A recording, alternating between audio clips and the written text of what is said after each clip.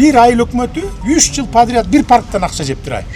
Bir паркты 22-жылы оңдодум деп акча списать этип, бир фирмага которуп, о мейин оңдолгон эмес. 23-жылы дагы ошондой кылган, 24-жылы дагы ошондой кылган мына. 3 жыл подряд.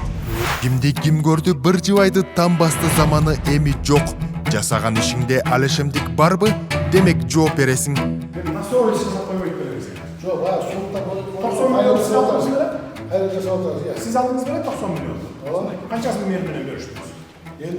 Канчасын бөлүштүңүз? Ачык айт. Дүйнөдөгү абройлуу уюмга эми Кыргызстан төрагалык кылат. Өлкө башчынын Кытайга сапары эмнеси менен эсте калды? Таких как зеленая энергетика, цифровая экономика и другое. Президенттин иш башкармалыгы экинчи өмүр берип жаткан имараттары элге кызмат кылууда. Лагерь спорттук жыйындарды, машыгууларды жана маданий агартуу иш-чараларды өткөрүүгө мүмкүнчүлүк бере турган заманбап жайга айланат. 70 миңден ашуун батирди куруп жаткан мамлекеттик ипотекалык компанияга 10 жыл. Апта ичиндеги өлкө башчынын маанилүү сапарларын башынан баяндайбыз, биз менен болуңуз.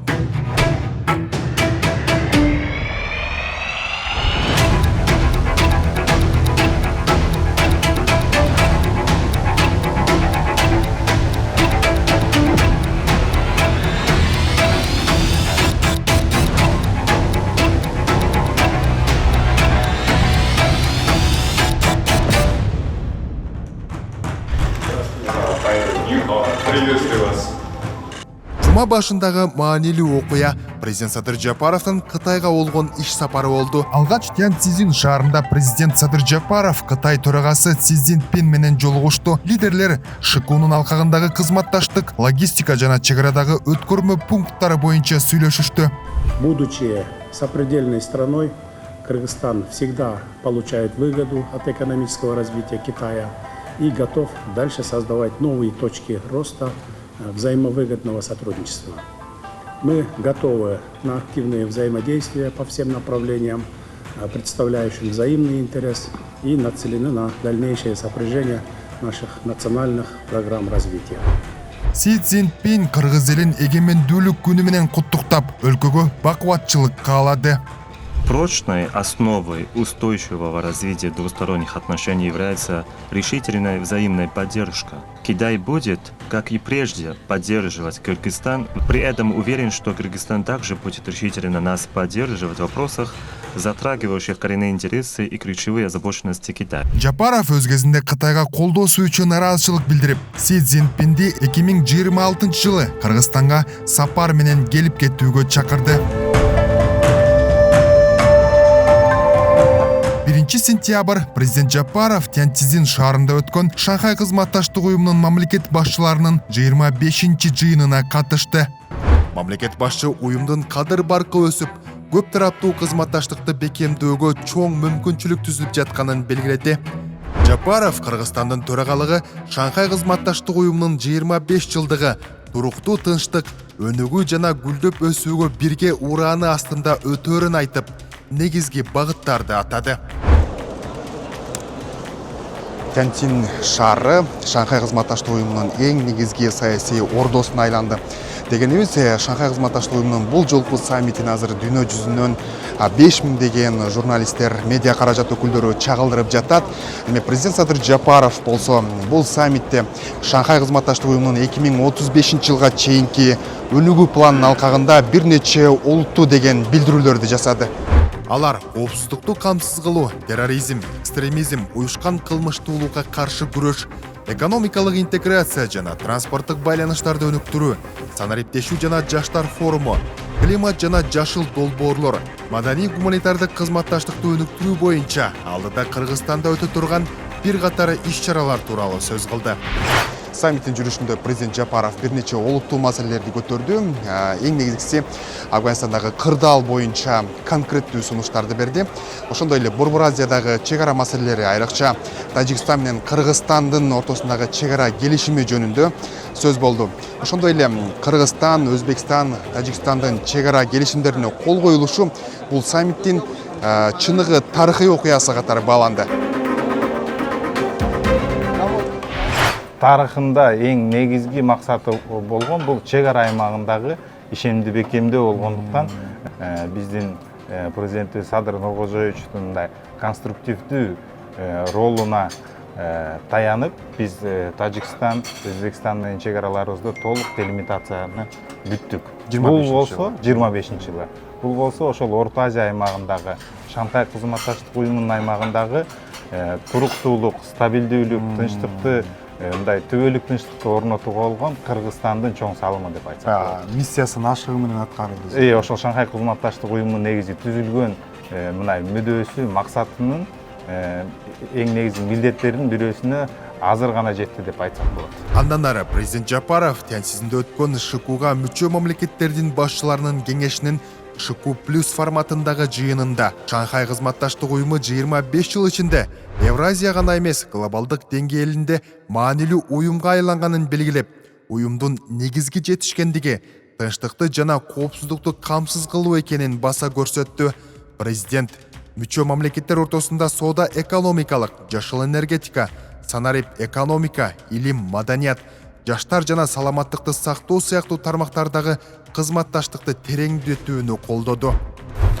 В этой связи нашим странам нужен поиск согласованных механизмов сопряжения и в первую очередь необходимо начинать с торгово-экономического сотрудничества. Эта сфера должна стать стержневой в странах ШОС. В ШОС множество потенциальных направлений сотрудничества. И все стороны должны стремиться содействовать интеграции для создания новой модели сотрудничества, а также активно изучать возможности проведения переговоров и подписания соглашений по экономическому сотрудничеству. Президент ШКУ плюс форматынын кеңейиши жана долбоорлордун каржылоосун күчөтүп, Азия менен Европанын ортосундагы интеграциялык байланыштарды арттыра турганын белгиледи. Расширение формата ШОС плюс позволяет нашей организации увеличить масштаб и финансирование проектов, а также способствовать экономической интеграции большого числа стран, в том числе создавая международную транспортную сеть с центром в Центральной Азии. Таким образом, в проектах государств-членов ШОС могут участвовать как страны-наблюдатели и партнеры по диалогу, так и страны, не входящие в организацию, что способствует диалогу между Азией и Европой. Ошентип төрагалы Кытайдан Кыргызстанга өттү. Эми алдыдагы 1 жыл ичинде Кыргызстан уюмду жаңы багыттарга жетелеп, экономика, санариптик өнүгүү, экология жана маданий гуманитардык кызматташтыкты негизги артыкчылык катары алдыга коюуда. Президент Садыр Жапаров өз сөзүндө Шанхай кызматташтык уюмунун мүчөлөрүн 2026 жылы Бишкектеги юбилейлик саммитке чакырды.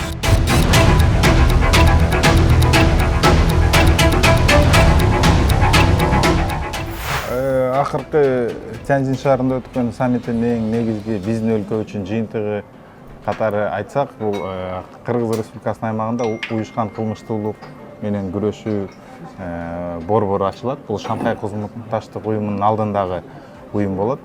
Бүгүнкү күнгө чейин Шанхай кызматташтык уюмунун бир дагы мындай структурасы, бир борбору Кыргызстанда ачылган эмес. Бул биздин алгачкы кадамыбыз, алгачкы мындай жетишкендигибиз деп айтсак болот. Ошол 10 өлкөнүн өкүлдөрү баары Кыргызстандын аймагында, ошол жерде биздин аймагыбызда эмгектенишет.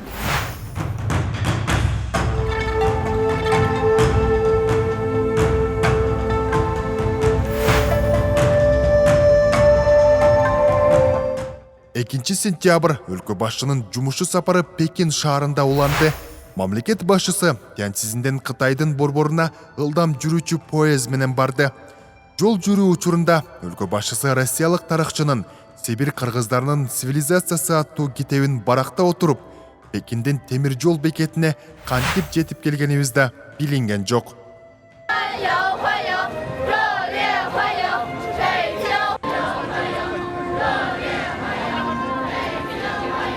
Пекин Тяньаньмэнь аянты. Экинчи дүйнөлүк согуштун аякташынын жана улуу жеңиштин 80 жылдыгына арналган тарыхый парадка дүйнө жүзүнөн медиа каражат өкүлдөрү келди. Бейжиңде болсо түнкү саат 3, азыр мынакей дүйнө жүзүнөн келген медиа каражат өкүлдөрү азырда да ушул жеңиштин 80 жылдыгына арналган парадка мына азыртадан эле чогула баштады. Эске сала кетсек, 2015-жылы ушул Кытайдын жеңиш майрамынын 70 жылдыгы чоң аскердик парад менен өткөн. Анда дагы дүйнө лидерлери менен бирге миңдеген медиа каражат өкүлдөрү катышкан болчу. 2025 жыл болсо, тактап айтканда 3 сентябрь күнү буларда жеңиш майрамы белгиленет. Азыр дагы коопсуздук маселелери ошондой эле мындай аябай бекем кылдаттык менен каралган. Анан бизди дагы ушу түнкү саат 3-тө эле алып келип азыр киргизип аткан чагы.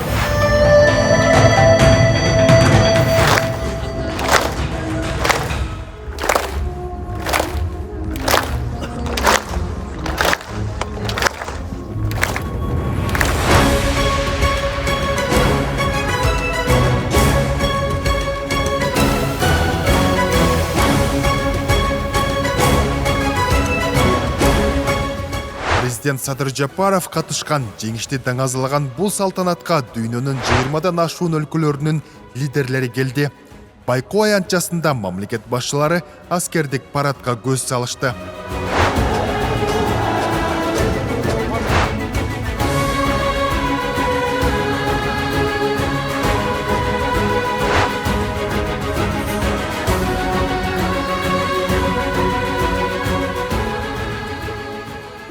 Эң аскердик техникалар өтүп бүткөндөн кийин дароо миң деген көчкөндөрдү көк асманга кое беришти. Булардын бардыгы бир тынчтыктын символу катары Кытайда саналат экен. Азыр болсо анын аркасынан эле моундай болгон шарларды асманга кое берип жатышат. Арканда көрүп жатат.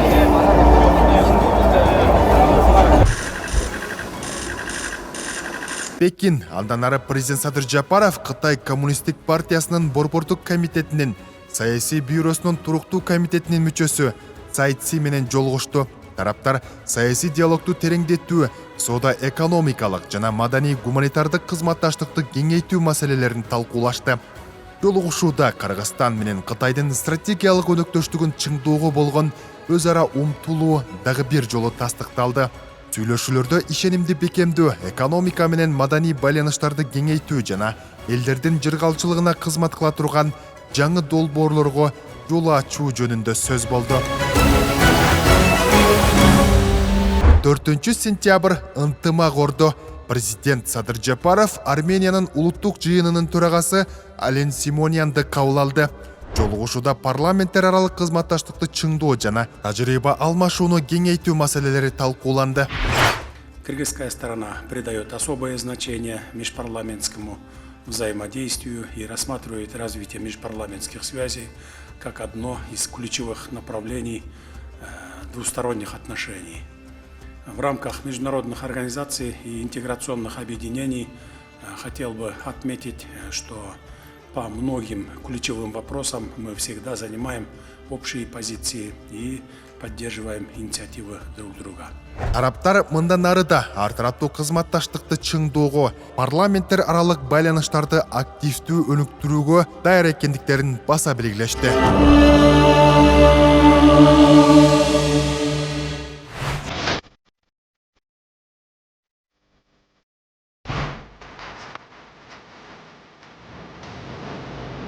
5 сентябрь президент Садыр Жапаров балыкчыдагы капиталдык оңдоп түзөөдөн өткөн автобекетке барып, жаңыдан курулган жана жаңыланган бөлмөлөрдү көрүп чыкты. Застройкасына канча машина келди, күн системалары полностью уже берди. Мындай айтканда 100% автоматизированный болду. 15 минут бекер, 16 минут башталат.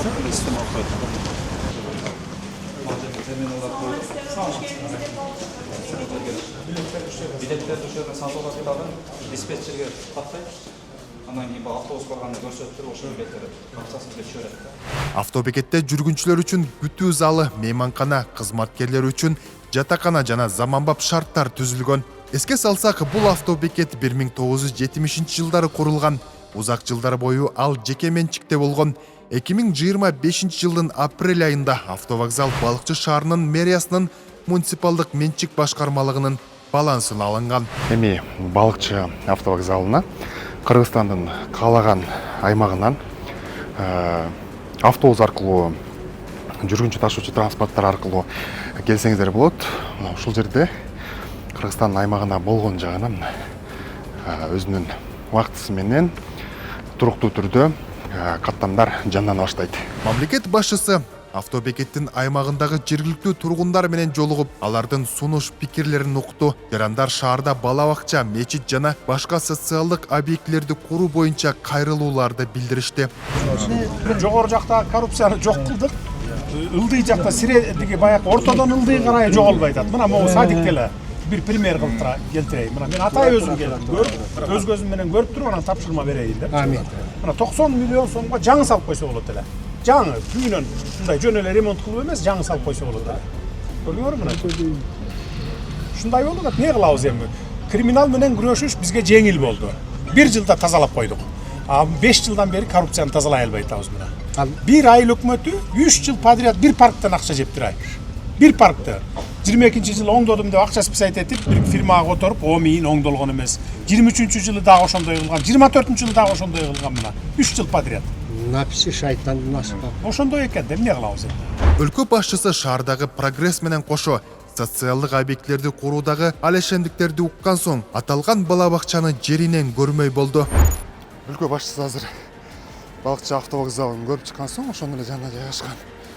Мен аркамда турган бул бала бакча 90 миллион сом жумшалып ремонт жасалган экен, бирок ал акчада бир күмөндүү жагдайлар менен коротулган деген маалымат болгон үчүн азыр өлкө башчысы жеринен келип текшерүү жүргүзүүдө. Президент Жапаров мындай бала бакча үчүн капиталдык ремонтко 90 миллион сом көптүк кыларын айтып, ишине шалаакы мамиле жасаган подрядчы компаниянын өкүлүн тилдеди. Жоқ,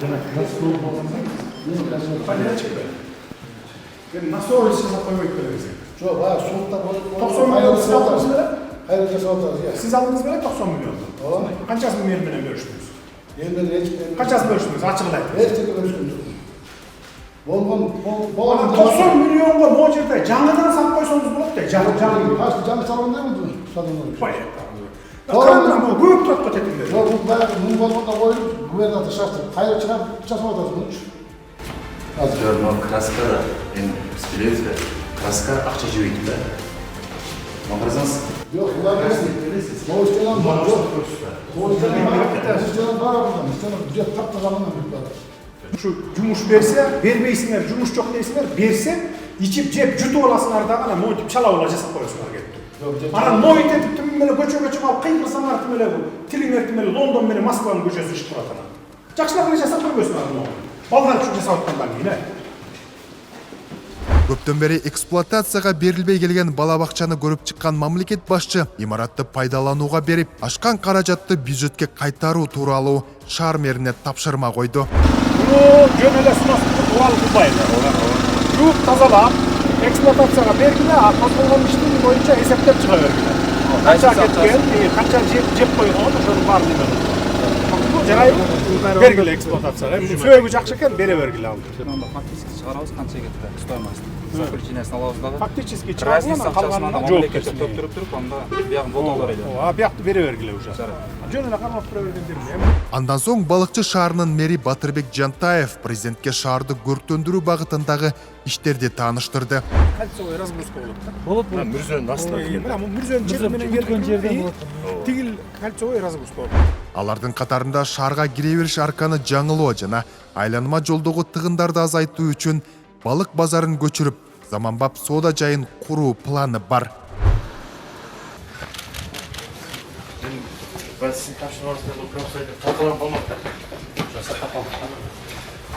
Ысык көлдүн Тору айгыр айылы президент Садыр Жапаров улан балдардын ден соолугун чыңдоо борборун көрүп чыкты.